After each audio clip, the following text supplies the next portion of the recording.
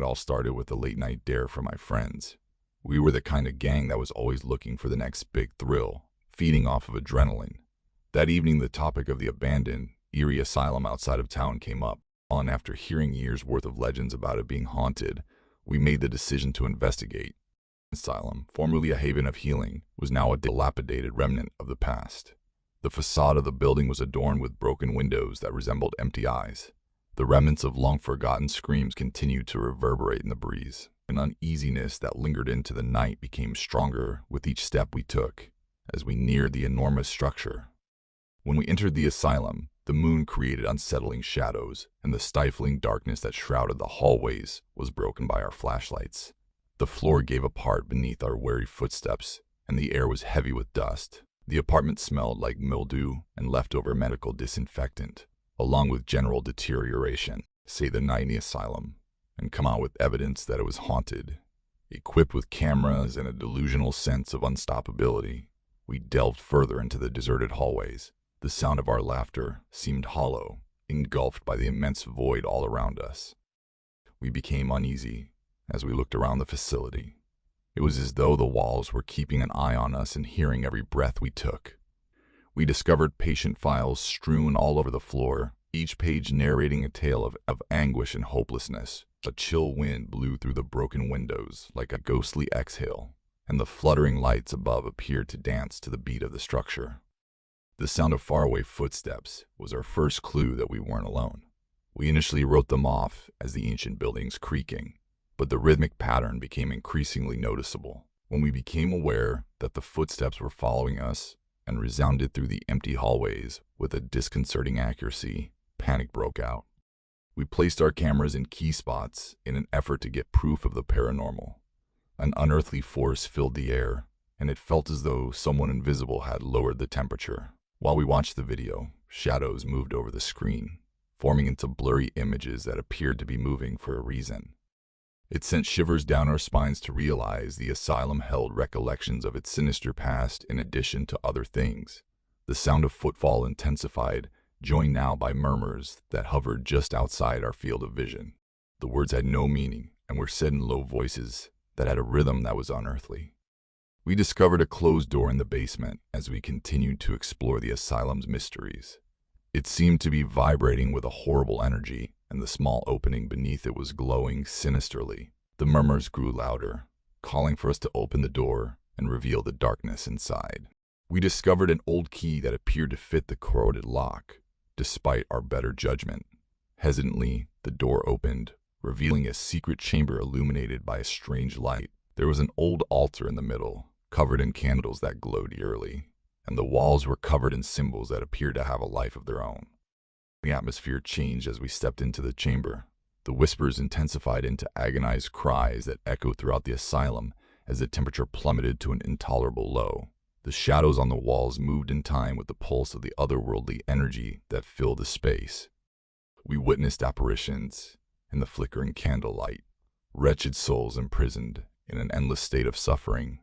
Their gaze pierced ours as they begged to be freed from a suffering that went beyond life and death. An unearthly symphony of sorrow seemed to be created by the air itself, vibrating with the echoes of their misery.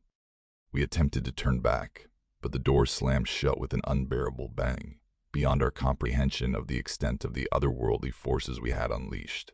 As the shadows came together and formed a dark apparition that towered above us, panic struck. The murmurs became a chorus of phantom voices, each telling stories of loss and treachery. The thing, a living reminder of the asylum's horrific history, stared at us. Its voice rang with the anguish of 1,000 lost souls, and its eyes shone with an awful light. We were terrified and helpless against the force capturing us. One by one, the candles went out in the chamber as the shadowy tendrils of the monster reached out to touch them. We were engulfed in darkness, and the temperature plummeted. The murmurs now mocked us with threats of unending misery, and the air was heavy with a malignant presence.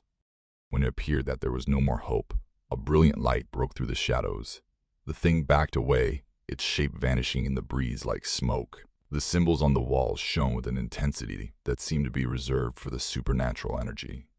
The chamber itself seemed to resist against it. Amidst the turmoil, a phantom form drenched in a warm, golden glow surfaced from the shadows. The thing growled in defiance, yet there seemed to be strength beyond the darkness coming from the benign presence. The figure summoned us to the old altar with a somber gesture. We were drawn to the altar by an instinct we didn't understand, and as we got closer, our dread gave way to an odd serenity.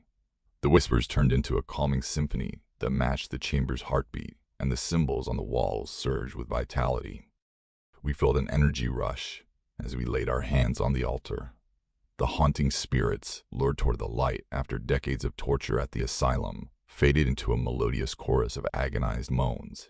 Now reduced to a mere wisp, the thing vanished into the darkness, leaving an eerie void in its wake. No sleep form gave a nod of recognition, thanks expressed in its eyes. Before going dark, the markings on the walls gleamed one more time. With a swing of the door, the room door opened, and we were freed from the enchanted grip of our captors. Shaken and confused from our encounter, we staggered out of the asylum. The night air was chilly, and the moon shone softly above the dilapidated building that had served as the focal point of our paranormal experience. The asylum, which had previously been a stronghold of agony, was now silent, as though the ghosts of its dark past had been driven out. The image of the ghostly person stayed with us as we returned to civilization. What or who had stepped in to help us? The whispers had subsided into a far-off murmur, and the troubled spirits that had once stalked a sanatorium had found solace. Unpredictably, the enigma surrounding the closed asylum has shown itself in unexpected ways. The otherworldly entities who had materialized in the crumbling corridors had been both evil and good, engaged in an ageless conflict that cut over the lines separating the living from the dead. The asylum continues to pique the interest of thrill seekers and paranormal aficionados to this day. However, it serves as a reminder to my friends and me that the supernatural is a force to be treated with respect and caution. The boundaries between the realms are blurry, and the ghosts of the past loom in the background, ready to be discovered by those with the courage to explore the uncharted.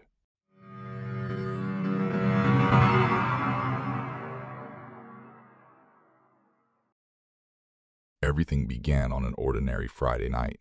I was relaxing at home after a busy work week. It was a straightforward plan: get takeaway, binge watch my favorite shows, and relax. I had no idea that this evening would take a sinister turn that would defy reason and make me doubt the foundations of reality. I heard my phone's familiar pinging sound as I get comfortable in my living room, which was lit by the ghostly glow of a TV. I was surprised to find an incoming call from an unfamiliar number when I glanced at the screen. I don't normally answer calls from strangers, but there was something about this call that made me feel different and compelled me to answer. I hesitantly swiped to answer the phone, curious but hesitant. I felt a chill go down my spine as soon as I said hello. The person speaking was virtually inaudible, with a low, raspy whisper. It seemed to be trying to communicate from the netherworld by speaking incoherently. I initially thought it was a joke or an incorrect number, but as the seconds passed, the tension in the room increased. The words sent a shiver down the spine as the voice seemed to come from somewhere beyond the known. It talked about things it shouldn't have known, such personal information about me, my worst fears, and unspoken secrets. Realizing that this was no ordinary call. Rather, a communication with something that existed beyond the domain of the living. A feeling of fear descended over me. I listened, fascinated and terrified at the same time as the voice went into the paranormal.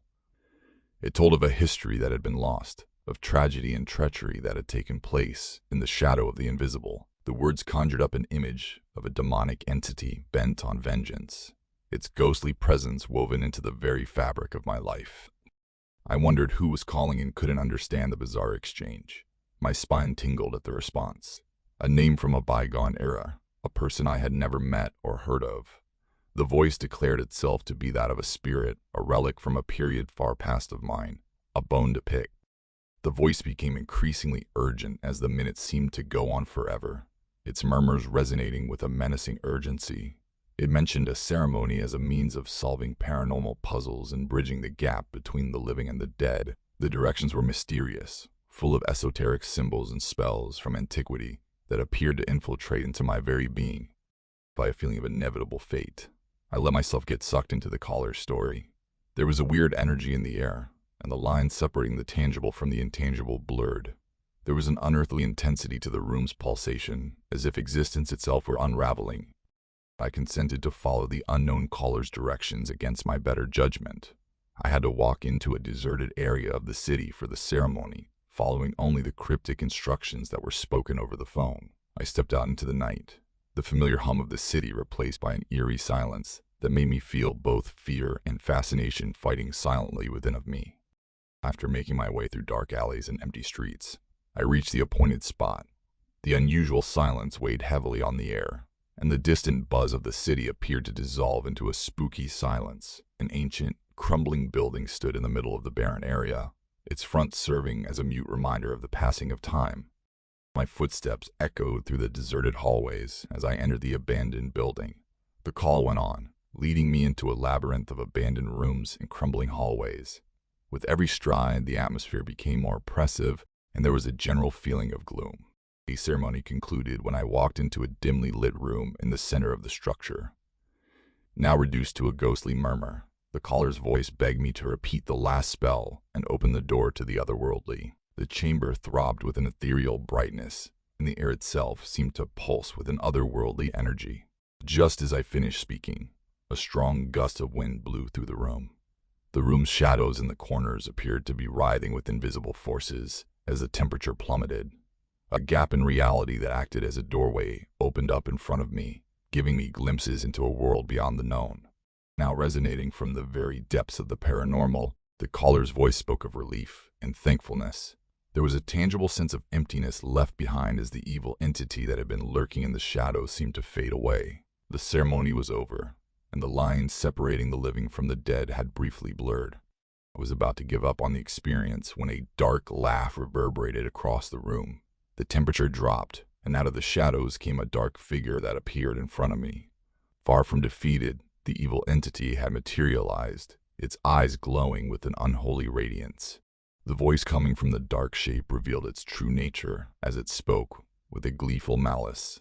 It was an evil force, attracted to the ceremony like a moth to a flame, not a ghost looking for atonement. They'd altered the fundamental fabric of the supernatural, and I was caught in a trap I'd set for myself. As soon as I realized how serious things were, panic struck. The evil power had not been banished by the rite. Rather, it had been let loose into the mortal world. The dark creature laughed, mocking my ignorance and the unintentional part I had played in its escape. As its laughter reverberated throughout the chamber, the room turned into a battlefield between the living and the dead as the evil energy grew stronger. In a panic, I tried to figure out how to shut the gateway and reverse the incorrect procedure. There appeared to be a convergence of the shadows, like ethereal tentacles reaching out with an awful hunger. I went backwards through the incantations in a desperate attempt to close the gateway and drive the evil energy back into the realms of the paranormal.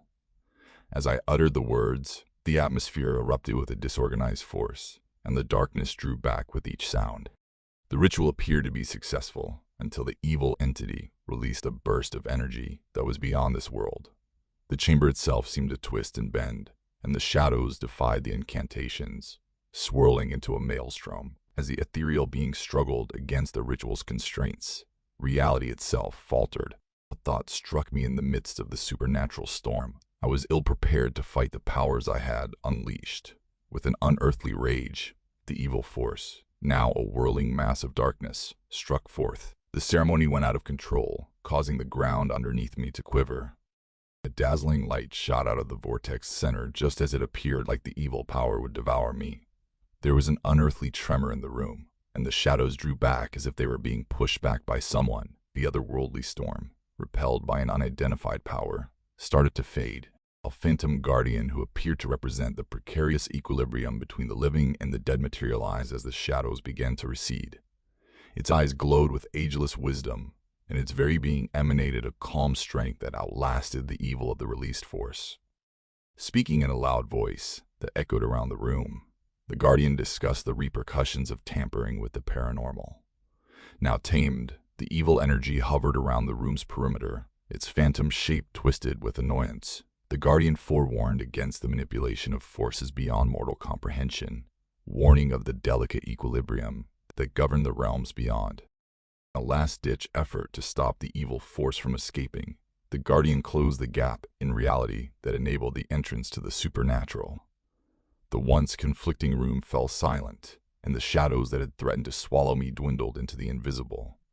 The guardian's presence stayed for a minute, warning and understanding mixed together in its eyes. The spectral being vanished, giving me one more warning about the perils of tempting the unknown, and left me alone in the dimly lighted chamber. I can't get that night out of my head. The ceremony gone wrong, the phantom call, and the released malicious power serve as a sobering reminder of how erratic the supernatural can be. The narrative explores the mystery of forces that are inexplicable and goes beyond the confines of the contemporary world. What is concealed in the depths of the paranormal and waiting to be uncovered by those who have the courage to solve the riddles that defy comprehension still needs to be answered. The ghost call story serves as a sobering reminder that some secrets are best kept to yourself and that it's important to respect the boundaries between the living and the dead.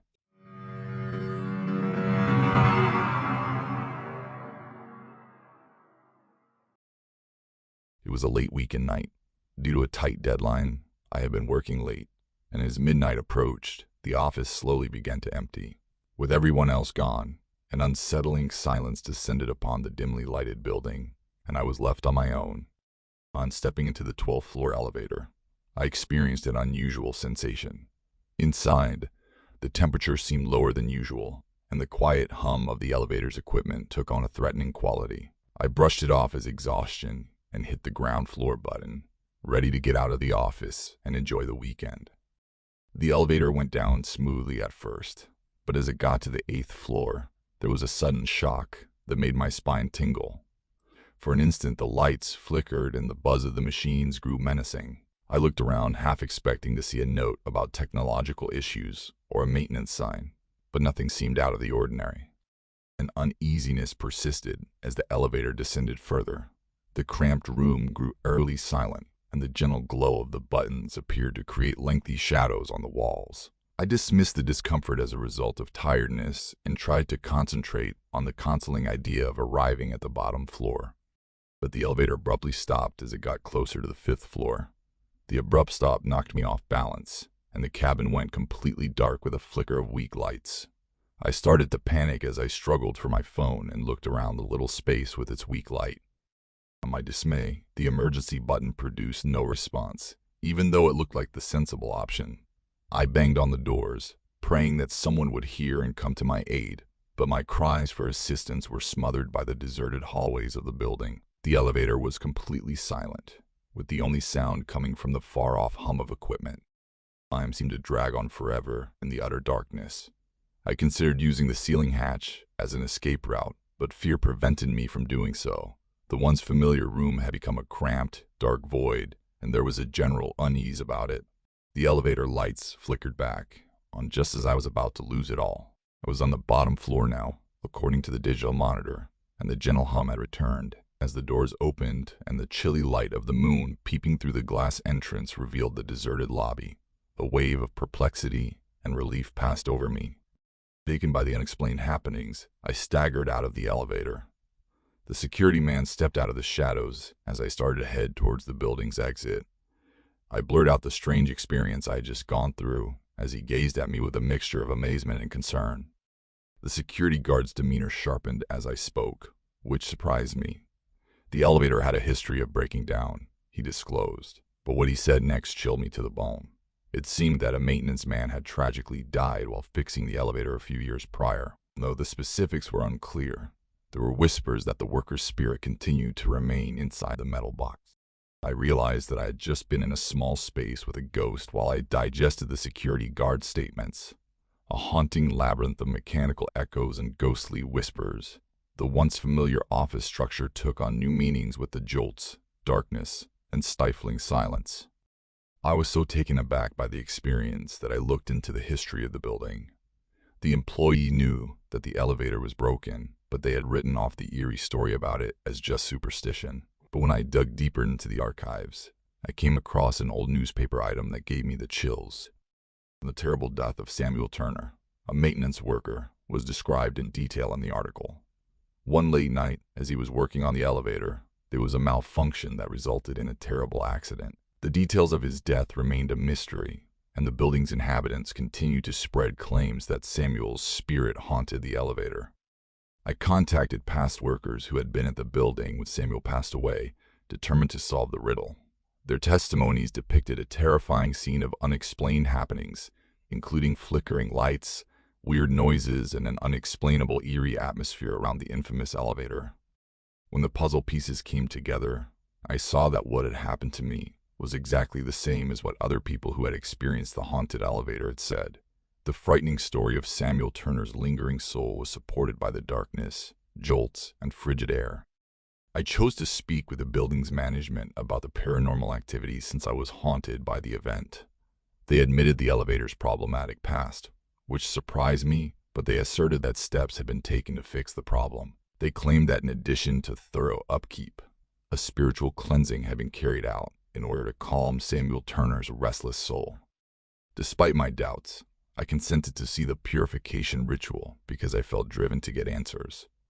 In the elevator's interior, a medium and a paranormal investigator performed a ritual. An unearthly force filled the air, and the medium professed to be in contact with Samuel's spirit, requesting prayers for his serenity.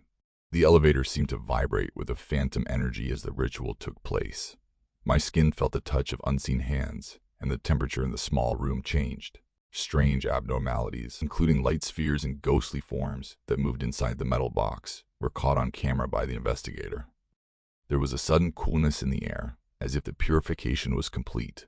The medium's demeanor changed from calm to distressed, and the paranormal activity detected by the investigator's equipment increased. Attempts to release Samuel's spirit were met with resistance from the elevator's very atmosphere.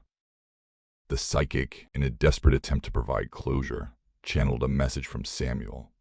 His voice spoke of unresolved matters and a nagging feeling of unfairness. It was a haunting echo from beyond. The investigator, clearly rattled, argued that Samuel's unsolved concerns were closely linked to the elevator's problematic past. The elevator's lights flickered to silence as the ceremony came to an end. There seemed to be a decrease in the paranormal activity, along with an uncomfortable silence. The medium and the investigator exchanged nervous looks, not knowing if their efforts to calm Samuel's spirit had been successful. After a few days, the building went back to its regular schedule. Once a cause of fear, the elevator now functioned flawlessly and showed no evidence of paranormal activity. The echoes of Samuel's spirit had vanished into the mists of time, and the people who had been living in the building went back to their regular lives, as if the previous events had never happened. Had Samuel's spirit really attained peace, or was the quiet just a brief diversion from the paranormal forces that had taken hold of the elevator? The memory of that spooky night is still with me as I tell you this spine-tingling story, and the mystery of the haunted elevator reminds me that some mysteries are beyond explanation. The structure has a busy business area and a stylish exterior, but its metal veins conceal a sinister secret. The elevator, once a commonplace convenience, became a doorway into the otherworldly, where the lines between the living from the dead were indistinct. Samuel Turner's tragic destiny still lingers in the little area, telling a story that reaches beyond the office building's modernity and into the unsettling unknown.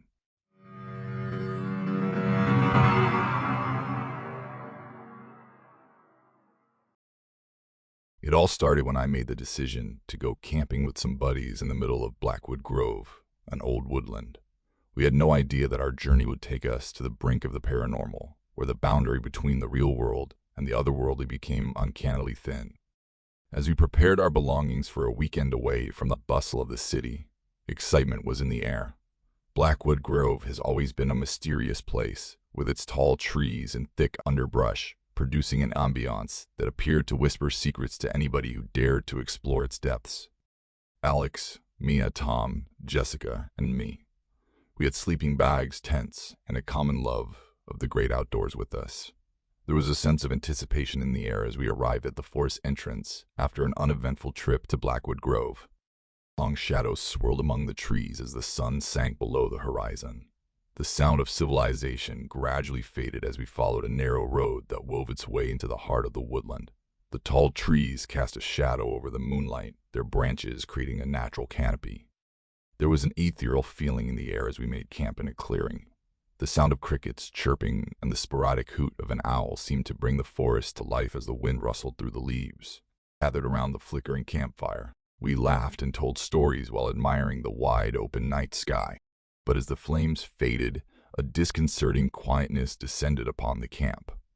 The jungle seemed to have quieted down to listen to an unseen presence. The formerly light-hearted atmosphere darkened.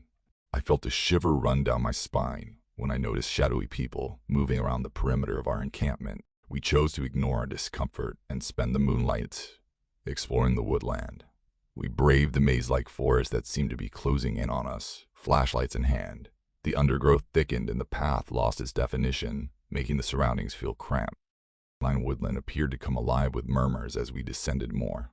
They were weak, indiscernible voices speaking a language I was unable to understand.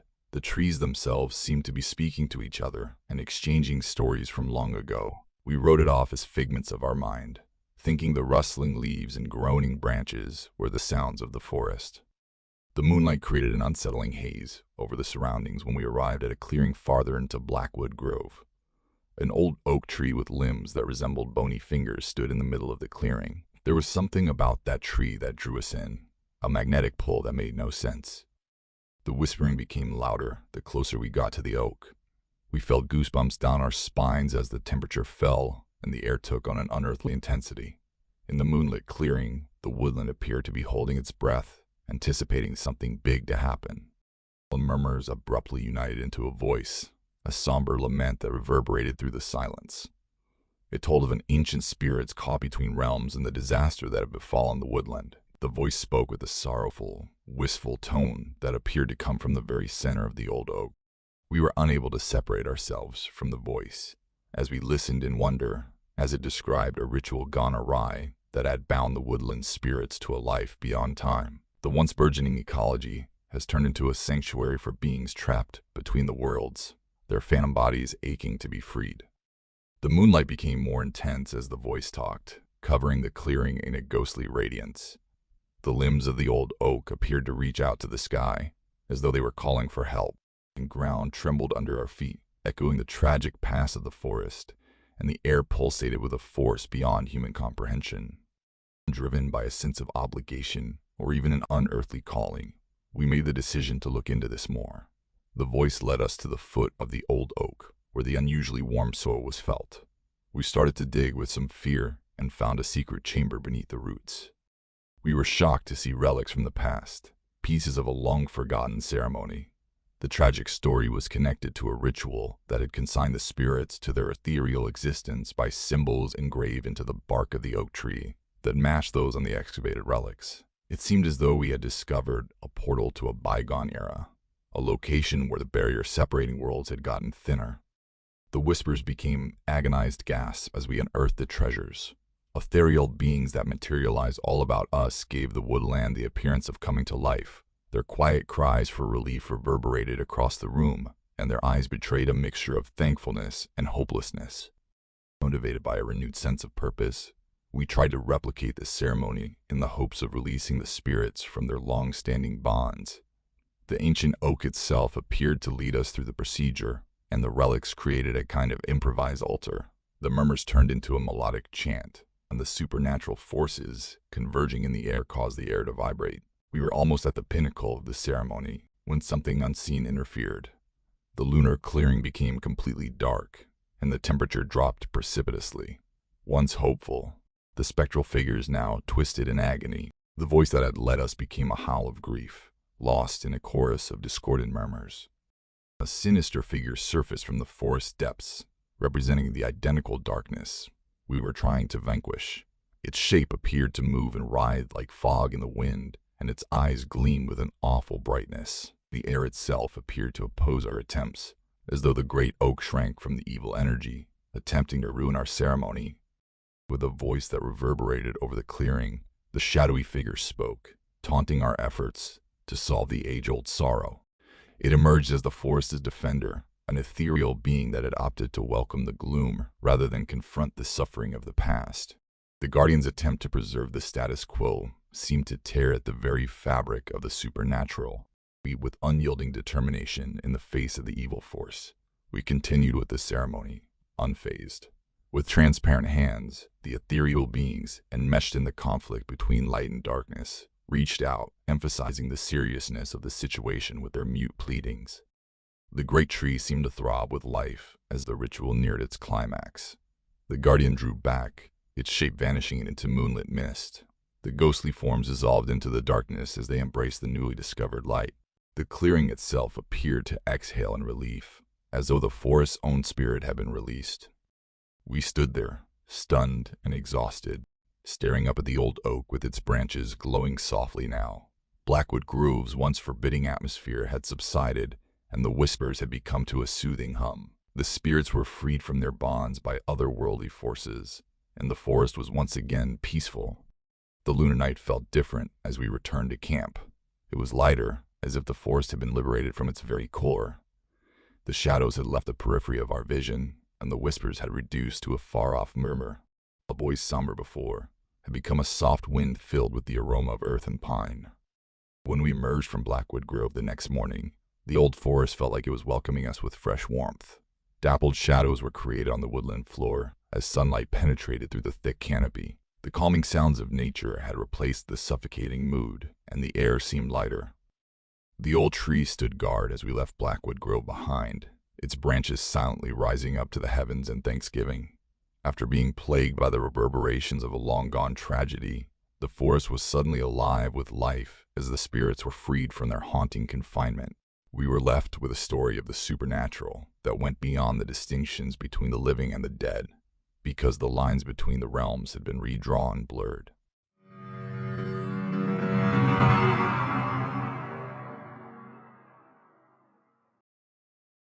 Began one cold autumn night when I was standing on Brookside Station's desolate platform. While I waited for the midnight train, the sound of the wall clock ticking away reverberated through the silence. An unsettling silence descended upon the platform, with the only sounds coming from the far-off hum of the city and the sporadic rustle of leaves brought by the brisk breeze. I heard the distant rumble of an incoming train as the clock struck midnight. The lights on the platform wavered, creating lengthy shadows that appeared to move in time with the approaching locomotive. And with its headlights piercing the darkness like two brilliant eyes, the train loomed out of it.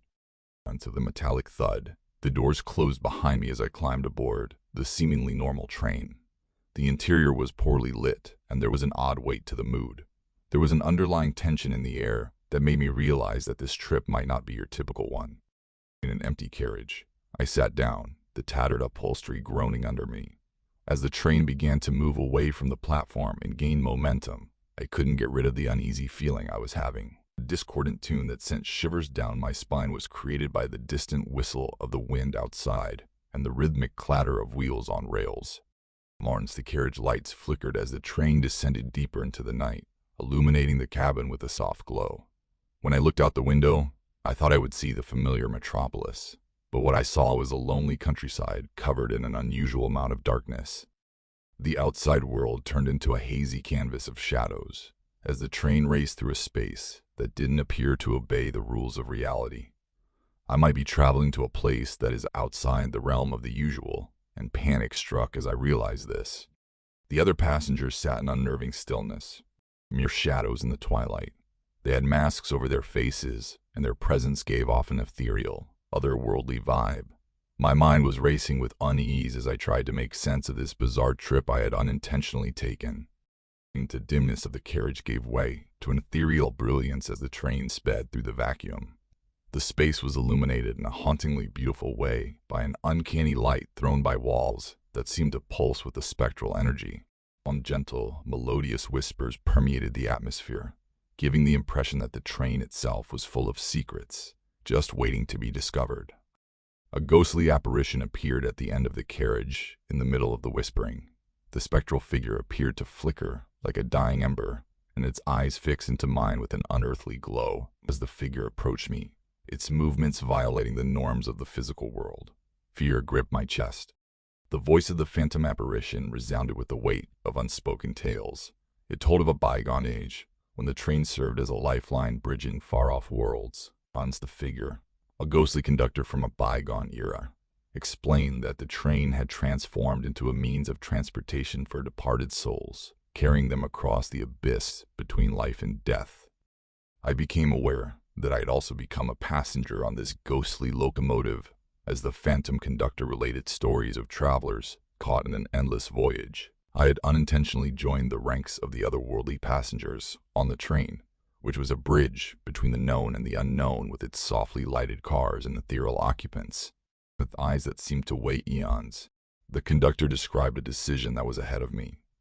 He clarified that the train was a zone of limbo where the living and the dead coexisted in an unsettling harmony. I could accept this ghostly life, riding the midnight train across the nothingness forever, or I could try to escape and get back to the real world. The ghostly glow of the train became brighter at that instant, and the murmurs turned into a chorus of voices, each telling a unique tale of regret, longing, and time's unstoppable march forward. There was an unearthly energy pulsating through the train's fabric, compelling me to make a decision that would determine my destiny. I made the nervous decision to face my fears and make an effort to escape the ghostly confines of the midnight train. Nodding in acknowledgement, the conductor's ethereal figure flickered with a mixture of comprehension and melancholy. The ghostly glow of the train flickered as I readied myself to face the otherworldly powers that had me imprisoned. The unearthly passengers turned to stare at me as I got up from my seat. As I made my way to the end of the carriage, where the spectral conductor was waiting, the air crackled with a powerful energy. My choice appeared to be reflected in the train, whose ghostly light wavered in time with my heartbeat. But the world around me twisted and changed with each stride. The space beyond the windows distorted, and the hushed conversations of the extraterrestrial travelers turned into a chorus of support. The ghostly conductor held out his hand, his gaze expressing graveness as well as an implied acceptance of my decision. At a culminating moment, I extended my hand to touch the hand of the ghostly conductor. The train's very fabric appeared to tremble, and the space beyond the windows turned into a whirlwind of shadows. The train itself became a vehicle of acceptance and resistance as the whispers grew louder. I experienced a surge of energy as the otherworldly forces collided.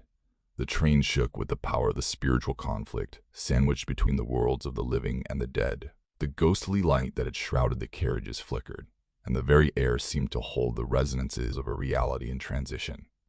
The train was about to give way to the forces that wanted to keep it moving across the vacuum forever, when a bright light burst from the ghostly conductor's body. The train itself appeared to break free from the eerie confines that had held it for millennia, and the emptiness outside the windows retreated. The train broke through the edge of the unknown in a flare of light. The nothingness vanished, and the outside world became the familiar cityscape. The wall clock showed that only a few minutes had gone since I boarded the midnight train, but the ride had seemed to last forever. The train approached Brookside Station again, slowing down slightly. The ghostly passengers' whispers vanished into the night's echoes, and the strange radiance that had shrouded the carriages disappeared. With a gentle hiss, the doors opened, displaying the empty platform illuminated by the station lights. The chilly night air greeted me as soon as I got off the train, giving me a sense of strange normalcy. It was confirmed that the entire trip had taken place in a matter of minutes by looking at the clock on the station. I was back in the real world thanks to the midnight train, which served as a bridge between the living and the dead. I can't get that night out of my head. The choice between the worlds of the living and the dead, the ghostly conductor, and the midnight train all serve as a warning that the paranormal can suddenly intrude into the mundane. Are there any other supernatural domains lying just outside our field of vision, just waiting to be explored by brave souls willing to push the limits of what is known? The story of the midnight train challenges us to consider how flimsy the boundaries are that define our world from the unknown, where the distinction between the ordinary and the extraordinary is muddled in the dark of the invisible.